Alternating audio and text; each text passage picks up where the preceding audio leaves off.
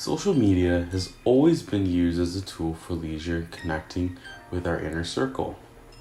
But how can we use social media for social change to transcend traditional methods of indigenous storytelling practices?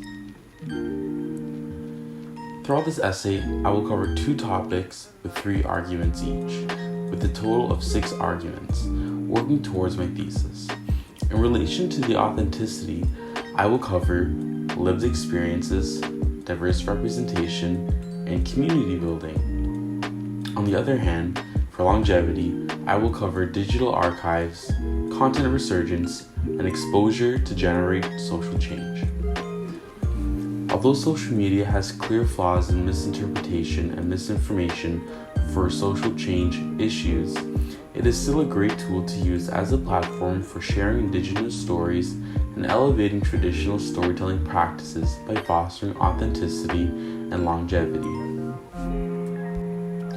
One of the strengths that come out of social media is that it is made up of separate users that can have vastly different perspectives. Through this, we can see on popular platforms such as TikTok, Instagram, and Twitter that users embrace their identity, and we can see that they are given the opportunity to speak their truth. This brings me to my first point of authenticity.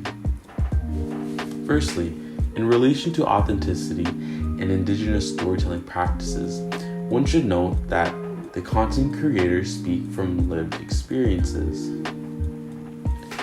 For example, in Carlson's Disrupting the Master Narrative, Indigenous People and Tweeting Colonial History, Carlson states that Indigenous people are enthusiastic users, and research also suggests that they use higher rates of social media compared to non-Indigenous people in the context of sharing their personal lives and experience.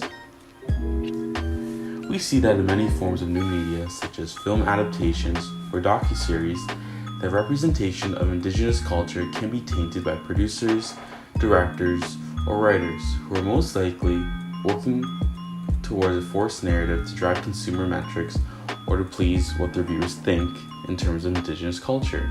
In this case, this is why one should stress who is the content creator when speaking for certain demographics.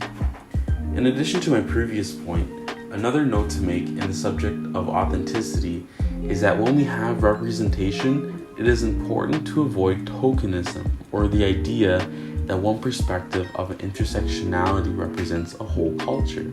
That being said, we need diverse perspectives within these communities to show a fair depiction of authentic experiences.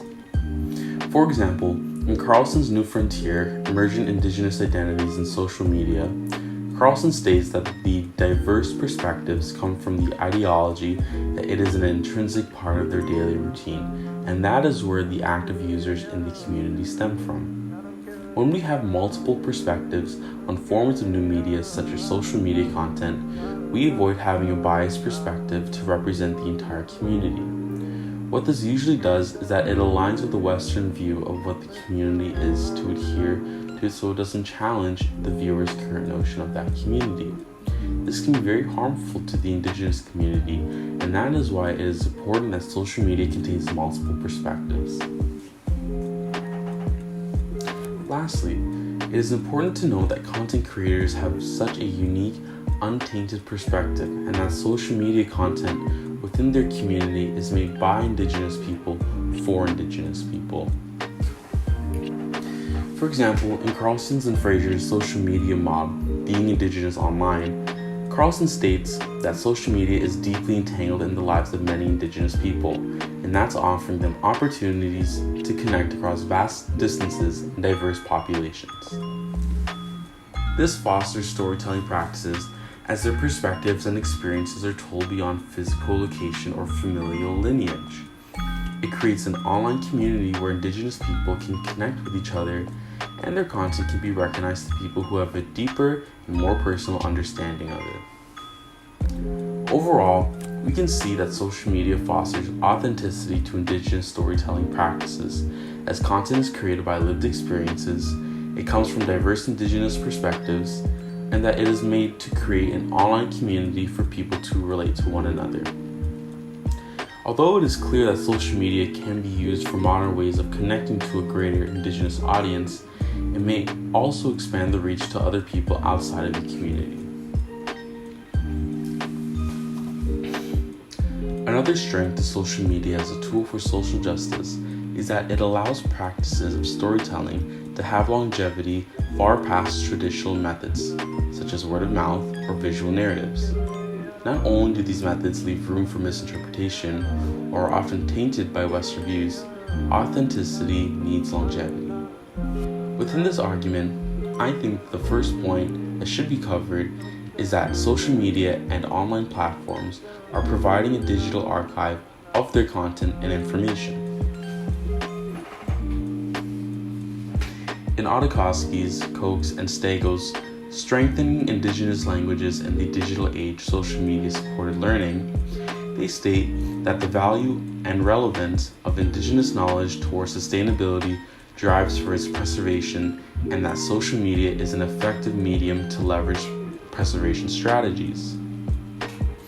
Through this, we can see that all of the content on these various platforms are not only reaching to other users the same day it was created, but has a tidal effect in which it continuously is being exposed to more users because it was developed through a digital medium. Digital platforms provide a digital archive for authentic Indigenous content and elevate storytelling practices that can be more efficient than traditional methods.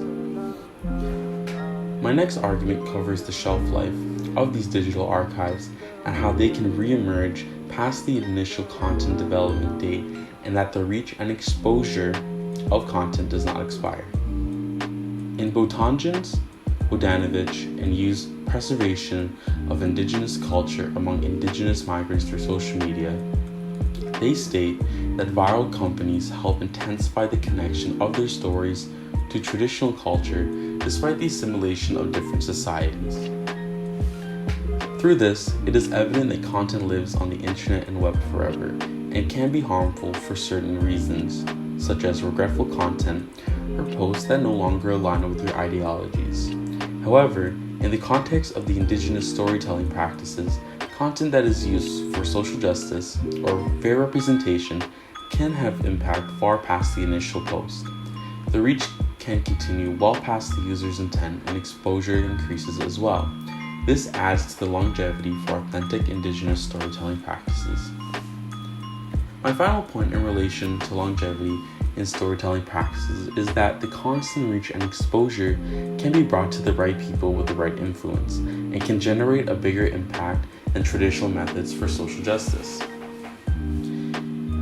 In Waller's, Dreher's, and McCallum's The Listen Key, Unlocking the Democratic Potential of Indigenous Participatory Media, they state that contemporary Indigenous media demonstrates how digital and social media have built on the vibrant and innovative Indigenous media tradition and enabled a proliferation of new Indigenous voices, and stress if the powerful even listen to the Indigenous produced media.